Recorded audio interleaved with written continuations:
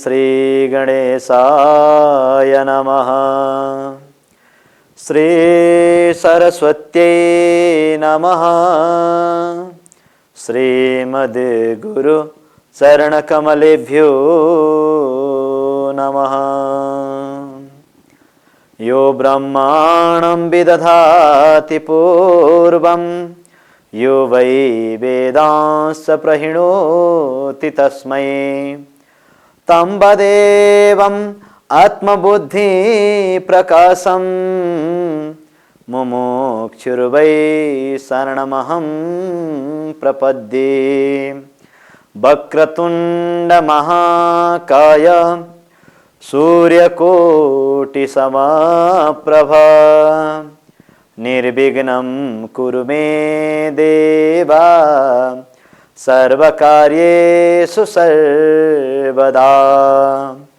देहि सौभाग्यमारोग्यं देहि मे परमं सुखं रूपं देहि जयं देहि यशो देहि द्विषो जहि। या देवी सर्वभूतेषु शक्तिरूपेण संस्थिता नमस्तस्यै नमस्तस्यै नमस्तस्यै नमो नमः। नमस्कार। त्रिवेणी नेटवर्क हेरेर बस्नुभएका सम्पूर्ण तमाम दर्शकवृन्दहरूमा हार्दिक अभिनन्दन निवेदन गर्दै आज पनि हामी शारदीय नवरात्र पर्व सन् 2021 तदनुसार 2078 को यो पावन अवसरमा आज सप्तम दिवसमा प्रवेश गरिसकेका छौं। नवरात्र पर्वको यो पावन घडीमा हामीले घर घरमा आद्यमयी योगमाया सृष्टि रूपा शक्ति भगवती महाकाली महालक्ष्मी महासरस्वती स्वरूपा अष्टभुजाधारिणी जगत जननी दुर्गा माताका प्रत्येक दिन पूजा आराधना गरिने स्वरूपलाई स्मरण गर्दै घर घरमा प्रथम दिवसबाट घटस्थापना आदि विधिद्वारा सुरु गरिसकेका छौं, आरम्भ गरिसकेका छौं र आज हामी सप्तम दिवसमा प्रवेश गरिसकेका छौं। सृष्टिका अनेक स्वरूप हुन्छन्। कुनै एउटा स्वरूपमा निहित भयो त्यो शक्ति भने सृष्टि चल्दैन। त्यसैले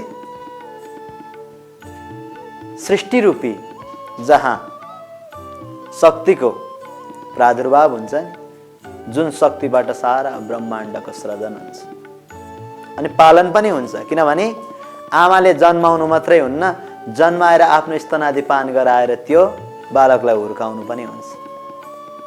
त्यसैले सृष्टि गर्ने, पालन गर्ने अनि संहार गर्ने त्यो आह्लादिने सृष्टि शक्तिको उपासना गर्ने पर्वको नाम हो नवरात्र पर्व। आज हामी सप्तम दिवसमा प्रवेश गरिसकेका छौं र भगवती माता रानी आह्लादिने शक्तिका ती 9वटा स्वरूप मध्ये सबैभन्दा उग्र प्रचण्ड स्वरूप मानिन्छ काली शक्ति अर्थात् कालिका भगवती देवी, जसलाई कालरात्रि भनिन्छ।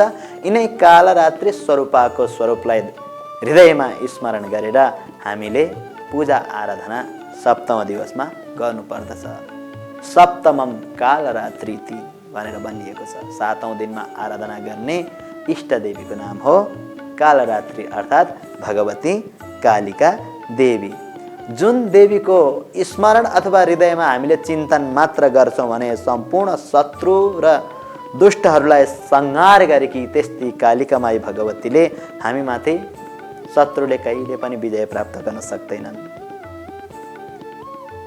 अनेक प्रकारका दुष्ट रूपी विचारधारा राख्ने व्यक्तिहरू स्वयं नष्ट भएर जान्छन्। त्यसैले लयकारिणी प्रलयकालमा यस ब्रह्माण्डलाई लय गराउने जुन प्रचण्ड मारक शक्ति जुन बन्नु हुन्छ, जुन आह्लादिनी शक्ति, त्यो प्रचण्ड स्वरूप यही कालिका स्वरूपलाई भनेर बताइएको छ। यस्ती भगवती महारानी जसको स्वरूपलाई हृदयमा धारण गर्ने बित्तिकै सम्पूर्ण हाम्रा शरीरभित्र रहेका दुर्भावनाहरू, दुष्टताहरू नष्ट भएर जान्छ। कालिका माताले रक्षा गर्नुहुन्छ। कृष्ण वर्णको भयङ्कर कालो स्वरूप छ। भयङ्कर लामा लामा जटा धारण गर्नुभएको छ। चतुर्भुज धारिणी हुनुहुन्छ। माताको स्वरूप हेर्दा यस्तो लाग्छ, वर्ण र भेष हेर्दाखेरि अर्धनारीश्वर भगवान शिवजीको ताण्डव मुद्रामा खडा भएकी, एक हातमा खड्ग एक हातमा शत्रुको शिरलाई ग्रहण गर्नुभएकी यति प्रचण्ड उग्र स्वरूप धारण गर्ने आल्लादिनी शक्ति माताको आराधना गर्ने स्वरूप भनेर कालिका मातालाई भनिन्छ। कसरी आराधना गर्ने, कसरी स्तुति गर्ने, आउनुहोस् उनै माता रानीको चरणमा ध्यान लगाउँदै एउटा दिव्य भजनको हामी आनन्द लियौँ। तत्पश्चात हामी पुनः कालिका शक्तिको बारेमा चर्चा परिचर्चा गर्नेछौँ।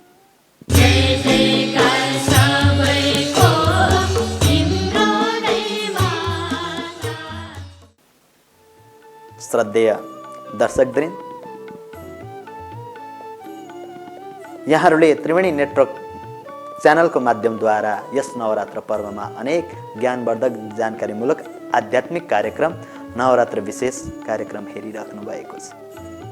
हामी सप्तम दिवस सम्बन्धी कालिका स्वरूपको व्याख्या गरिरहेका छौँ। ती भगवती माता रानी कस्तो हुनुहुन्छ? एका बेडी जपा कर्ण पुरा नग्ना खरस्थिता लम्बोष्टे कर्णिका कर्णी तैला व्यक्त शरीरिणी। त्यस्तो विकराल स्वरूप छ माताको। वाम पादोल्लसन लोह लता कण्टक भूषण वर्ण मूर्ण ध्वजा कृष्ण काल रात्रि भयङ्करी। जति हामी सृष्टि आमाको स्वरूपलाई सहनशीलताकी प्रतिमूर्ति, दयालु दयाकी प्रतिमूर्ति अनि जुन माया रूपी प्रेम रूपी जुन त्यो आफ्नो अगाध मायाको त्यो समुद्रभित्र सम्पूर्ण प्राणीहरूलाई लुटुपुटु गराउने आल्लादिनी शक्ति जब रक्तबीज, चण्ड, मुण्ड, महिषासुर जस्ता अहङ्कारी आसुरी प्रवृत्ति भएका त्यस्ता दैत्यहरूले जब सृष्टिमाथि कुदृष्टि राख्छिन् हो, त्यस्ता व्यक्तिहरूको मर्दन गर्नका निम्ति सहनशीलताकी प्रतिमूर्ति ती आमा रूपी शक्तिले काली भन्ने यदि काली स्वरूप धारण गर्नुभयो भने सम्पूर्ण त्यस्ता दैत्य असुर प्रवृत्तिहरू पनि सदा सर्वदाका लागि नष्ट भएर जान्छ। त्यसैले नकारात्मक शक्तिलाई नाश गर्ने स्वरूप भनेको कालिका स्वरूप हो।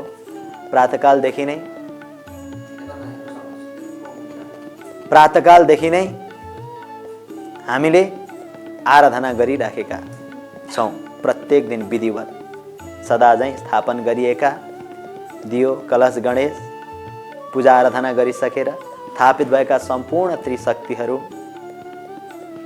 मातृका शक्ति, सप्तघृता मातृका शक्ति, सूर्यादि नवग्रह मण्डल देवता, आराध्य देव भगवान भोलेनाथको शक्तिको उपासना गरिसके पश्चात भगवती कालिका माताको स्वरूप विग्रहलाई स्थापन गरेर हामीले विधिवत षोडशोपचारद्वारा पूजा आराधना गर्नुपर्दछ। मिष्टान्नहरूद्वारा अलङ्कृत गर्नुपर्दछ। अर्थात् भगवती कालिका मातालाई गुणबाट बनेका परिकारहरू अत्याधिक प्रिय हुने गर्दछ। ती प्रिय वस्तुहरूमा कालिका माताको अत्याधिक प्रेम रहेको हुन्छ। त्यसैले त्यस दिन यदि हामीले ब्राह्मण गुरुजीहरूलाई निमन्त्रणा गरेर यदि सप्ताहदि पाठ गराएर मातारानीको आराधना गर्न वर्णित गरेका छौँ भने त्यस दिन गुणको दान सर्वदा श्रेयस्कर मानिएको छ। यस्ता प्रकारले हामीले शक्ति महारानीको आराधना गर्नुपर्दछ। हामी शक्तिको उपासना गरिरहेका छौँ। आउनुहोस् कालिका माताको उत्पत्ति कसरी भयो अनि सप्तम दिस विशेष यस पर्वमा हामी नेपाली जातिमा अथवा नेपाली भाषी गोर्खा जातिमा फुलपाती शोभायात्राको एउटा संस्कार अनुरूप मातालाई नगर परिक्रमा गराइन्छ। आखिर यो फुलपाती शोभायात्रा किन हुन्छ त? यसको बारेमा चर्चा परिचर्चा गर्नुभन्दा पूर्व आउनुहोस् एउटा भजनको आनन्द लियौँ। उनै माता रानीको हामी चिन्तन गर्नेछौँ। सो भजन पश्चात हामी फेरि फुलपाती विषय चर्चा परिचर्चा गर्नेछौँ। जय देवी भैरवी दुर्गे भर्खरै हामीले कालिका माताको स्वरूपको अनि पूजा विधिको बारेमा श्रवण गऱ्यौँ। श्रद्धेय दर्शकवृन्द, यहाँहरू त्रिवेणी नेटवर्क च्यानललाई हेरिराख्नु भएको छ र यहाँहरूले यो च्यानललाई माया गरेर लाइक, सब्सक्राइब अनि कमेन्ट गर्न पनि बिर्सनुहुने छैन। यस्तै ज्ञानवर्धक पर्व विशेष हामी कार्यक्रमहरू लिएर आइ नै रहने प्रणवाचा पनि यही च्यानलको माध्यमबाट हामी गर्न चाहन्छौँ। पौराणिक कथन अनुसार जुन समयमा रक्तबीज, चण्ड, मुण्ड आदि नाम गरेका दैत्यहरू आएर धरतीमा अराजक तत्त्व आसुरी प्रवृत्ति फैलाउँदाखेरि हाकार मच्यो। चन्द्रलोक, सूर्यलोक, इन्द्रलोक, स्वर्गादि देवताहरू स्वर्ग छोडेर भागे। कुनै पनि देवताहरूमा ती आसुरी प्रवृत्ति भएका दैत्यहरूको सामना गर्ने शक्ति रहेन। सबैले गएर ब्रह्माजीको पासमा गए। ब्रह्माजी कैलाशमा जानुभयो। भोलेनाथ सहित विष्णु नारायणका पासमा गएर आराधना गर्दा शक्तिको उपासना गर्नुहोस् भनेर यस्ता प्रकारले शक्तिको उपासना गर्दाखेरि भगवान भोलेनाथको संहार शक्ति भएका हुनाले उहाँकै कृपाद्वारा यो प्रचण्ड कालिका स्वरूप धारण गर्नु भएको थियो। जतिखेर धरतीमा आउने बेलामा कालिका माताले भन्नुभयो, मेरो यो उग्र स्वरूपलाई कसैले पनि धारण गर्न सक्दिन, धरतीले पनि धारण गर्न सक्दिन। मैले कहाँ पाउ राख्ने भन्दा तिमीले चिन्ता गर्नु पर्दैन। संहारक शक्तिको अधिष्ठाता त म पनि हुँ, मेरो छातीमा पाउ राख्नु भनेर भोलेनाथले भनेका हुनाले त्यो कालिका स्वरूप भगवती कालिकाको चरणलाई भोलेनाथले वक्षस्थलमा धारण गरेर यो भूमण्डललाई जोगाउनु भएको। चण्डको वध गर्नुभयो, मुण्डको वध गर्नुभयो। अनि रक्तबीजको वध गर्दाखेरि रक्तबीज भनेको जहाँ उसको रक्तको थोपा सोइन्थ्यो त्यही अन्य रक्तबीज रूपी राक्षसहरू उत्पन्न हुन्थे र त्यस्तो मायावी राक्षसलाई वध गर्नका निम्ति कालिका शक्ति जब उत्पन्न भएर आउनुभयो, फलस्वरूप रक्तबीजको पनि संहार गरिदिनु भयो। त्यसैले प्रचण्ड उग्र रूप नलिकन कसैलाई पनि मार्न सजिलो हुँदैन। आसुरी प्रवृत्ति कसैलाई पिटेर ऊ सत्यको बाटोमा हिँड्छ भने उसलाई पिट्नका लागि हामीले क्रोध पनि प्रकट गर्नुपर्छ। फलस्वरूप यसैको उपज माताले उग्र चण्डीको रूप धारण गर्नुभएको थियो, जसको आराधना गर्नाले हामीलाई शक्ति प्राप्त हुन्छ, दुर्भावनाहरू नष्ट हुन्छन्। रक्तबीज, चण्ड, मुण्ड रूपी जुन हामीभित्र अहङ्कार रूपी रक्तबीजले जुन बास गरेको छ नि, ती सबै अहङ्कार रूपी ती रक्तबीजहरू मरेर जान्छन् र हामीभित्र सद्भावना कायम हुन्छ। कालीको भक्ति गर्नाले शत्रुहरूले हामीमाथि विजय प्राप्ति गर्नै सक्दैन। हामीलाई सदा विजय प्राप्त हुन्छ, शत्रुहरू पराजित हुन्छन्। यस्तै अलौकिक शक्ति लिएर आएकी सृष्टिमयी आह्लादिनी शक्तिलाई हामीले घर घरमा स्थापना गरेर आराधना गरिरहेका छौँ। षष्ठी तिथिको दिन जतिखेर कात्यायनी भगवती माताको आराधना गरिसकेपछि भोलेनाथको प्रतिबिम्ब स्वरूप बेल वृक्ष मुनि घटको स्थापना गरेर जुन मन्त्रोच्चारणद्वारा हामीले भगवती माता रानीलाई बिल्वपत्र निमन्त्रणाको माध्यमद्वारा आह्वान गरेका हुन्छन्, ती आह्लादिनी शक्ति त्रिगुण रूपी भएर महाकाली, महालक्ष्मी, महासरस्वती स्वरूप भएर आफ्ना पुत्रद्वय कार्तिकीय गणेश अनि लक्ष्मी सरस्वती स्वरूप बनेर धरतीमा अवतरित भएका बेला किन तिमीहरूले मलाई आह्वान गरेका? यदि मलाई धरतीमा लगेर तिमीहरूले अपमान गर्यौ भने? होइन होइन माता, हामीले तपाईँहरूलाई त्यत्तिकै आह्वान गरेका छैनौँ। तपाईँको सारा ब्रह्माण्डले आमा भनेर सम्मान गर्नेछन्। हामी सन्तान हौँ आमा, तपाईँको काखमा आज रक्षार्थ हामी पुकारा गरिरहेका छौँ, आएर रक्षा गर्नुहोस्। जनजनले प्रत्येक जनको हृदयमा तपाईँको त्यो स्वरूपलाई हामी स्थापित गराउनेछौँ, कहीँ पनि तपाईँको अपमान हुने छैन। त्यसैले नवरात्र पर्वमा हेर्नु, सम्पूर्ण भारतवर्षमा आज घर घरमा उनै सृष्टिमय आह्लादिनी शक्तिको आमा माता भनेर जय माता दी, जय माता रानी, जय आमा भनेर यस्ता जय जयकारको साथमा आज आह्लादिनी सृष्टि शक्तिको आराधना गरिरहेको छ पुरा भारतवर्ष। त्यसैले आमा हेर्नुहोस्, प्रमाणका लागि आज हामी तपाईँलाई डोलीमा राखेर नगर परिक्रमा गर्नेछौँ। प्रत्येक मन्दिरको हाम्रा इष्ट मन्दिरमा लानेछौँ। नगराती देवतालाई दर्शन गराउनेछन्। प्रत्येक तपाईँका शक्तिपीठहरूमा तपाईँकै आराधना भइरहेको छ, न कि अपमान। त्यसैले माता रानीलाई विश्वस्त पार्नका निम्ति प्रत्येक घर घरमा, जन जनमा, नगर नगरमा डोलीमा राखेर नगर परिक्रमा गराएर ती नगरवासीहरूले माताका निम्ति सद्भावनाले प्रदान गरेको त्यो एउटा भक्ति रूपी भेट ल्याएर उनै माता रानीका चरणमा अर्पण गरेर माता हामीले हजुरलाई सम्मान गर्नका निम्ति, आराधना गर्नका निम्ति, हजुरको हामीलाई रक्षा गर्नका निम्ति हजुरको आह्वान गरेका हौँ, अन्यथा होइन भनेर माता रानीलाई आश्वस्त पार्न जुन नगर परिक्रमा गरेर ती शक्ति रूपी आराधनाको चरणमा भक्तवृन्दहरूले भेट गरेका ती भक्ति रूपी ती पुष्पगुच्छाहरूलाई, ती भक्ति रूपी श्रद्धा सुमनहरूलाई माताकै चरणमा अर्पण गरेर दिव्य रूपमा फुलपाती महोत्सव चलाउने प्रचलन हामी गोर्खाली नेपाली भाषी लगायत सम्पूर्ण भारतवर्षमा हामी यस प्रकारले फुलपाती महोत्सव मनाउँदै आइरहेका छौँ।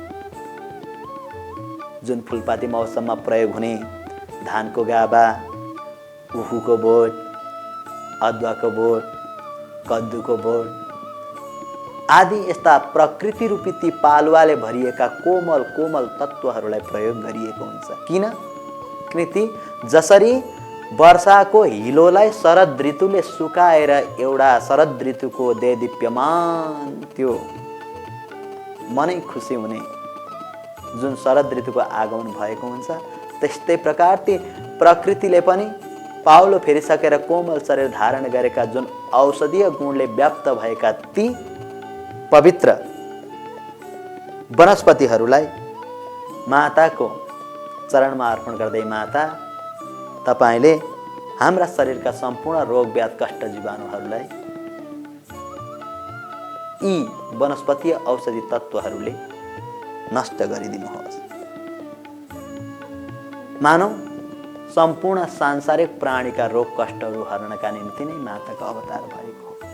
त्यसैले यस्ता प्रकृतिका ती नवीन पालुवा भएका कोमल यस्ता औषधीय गुणले युक्त भएका वनस्पतिलाई प्रयोग गरेर फुलपाती शोभायात्रा गराएर माताको चरणमा अर्पण गराउने प्रचलन रहिआएको हो। साइन्टिफिक रूपमा यसको वैज्ञानिक पनि कारण छ। जुन औषधीय गुण भएका त्यस्ता तत्त्वहरूले हामी भित्रका नकारात्मक रोग पैदा गर्ने जीवाणुहरूलाई मारिदिन्छ। त्यसै पनि अहिले त यो महामारीले आक्रान्त भएको ब्रह्माण्डमा यस्ता प्रकृतिमा उत्पन्न भएका औषधिहरूले मानव जातिको रक्षा भइरहेको छ।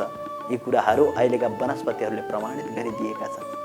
कुनै डाक्टरले बनाएको औषधि काम लागेर अन्ततगत घरमै हामी हल्दी, बेसार, अदुवा, ज्वानो यस्ता प्रकृतिबाट उत्पन्न भएका त्यस्ता औषधिद्वारा हाम्रो मानव शरीरको रक्षा भइरहेको छ। यो कहाँबाट उत्पन्न हुन्छ?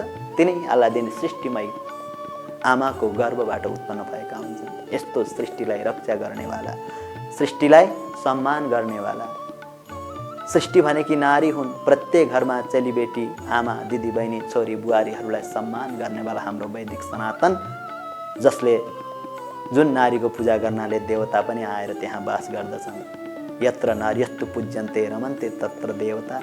यति आल्लादिनी सृष्टिमय शक्ति नारीलाई आराधना गर्ने हाम्रो यस नवरात्र विशेष पर्व सप्तमी तिथिका दिन भगवती कालिकाको आराधना गर्दै ओम ऐं ह्रीं क्लीं चामुण्डाय विच्चे यस नवार्ण मन्त्र विधिद्वारा स्वस्वर रूपमा चण्डी पाठ आदि गरेर सप्तौं दिवसलाई पूर्ण गर्नुपर्दछ।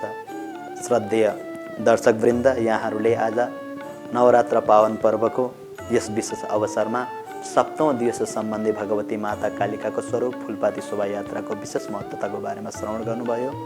भोलि फेरि महाअष्टमी, महाअष्टमीको दिन कस्तो स्वरूपको पूजा हुन्छ त सृष्टिको, अनि महाकालरात्रि महोत्सव हामीले कसरी मनाउनु पर्छ, यस विषयमा विशेष चर्चा लिएर आउने बाचा गर्दै आजको यस सप्तौं दिवस सम्बन्धी नवरात्र विशेष कार्यक्रमबाट म पण्डित लक्ष्मीप्रसाद ढकाललाई पनि बिदा दिनुहोस्। नमस्कार। सर्वे भवन्तु सुखिनः, सर्वे सन्तु निरामया, सर्वे भद्राणि पश्यन्तु, मा कश्चित् दुःखभाग् भवेत्। ओम शान्तिः शान्तिः शान्तिः।